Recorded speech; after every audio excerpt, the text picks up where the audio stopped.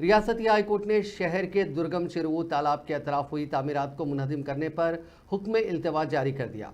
इन इमारतों में chief minister Revanth Reddy के भाई तिरुपति रेड्डी की इमारत भी शामिल है।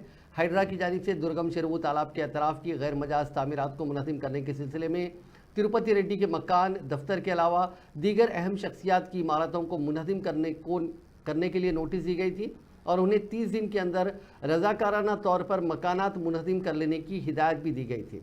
बसूरत दीगर हाइड्रा की जानिब से उन मकानात को मुनहदिम करने का इंतबाह दिया गया था।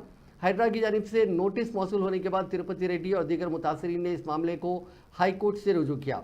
आज उस केस की समाअत के दौरान अदालत ने इन्हदामी कार्रवाई पर हुक्म इल्तवा जारी किया।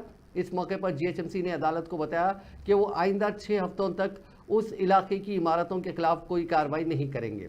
दरखास्त गुजार ने अदालत को बताया कि रिकॉर्ड के मुताबिक दुर्गम चिरुवु का FTL 65 एकड़ है, जबकि हाइड्रा और हुकूमत की जानिब से FTL की हद 160 एकड़ बताई जा रही है, जो नामुनासिब है। बताया गया कि चीफ मिनिस्टर के भाई तिरुपति रेड्डी की रिहायशगाह मादापुर के अमर कोऑपरेटिव सोसाइटी में वाक़ है, जो दुर्गम चिरुवु तालाब के FTL में पाए जाने की निशानदही करते हुए उन्हें 29 अगस्त को नोटिस जारी की गई थी।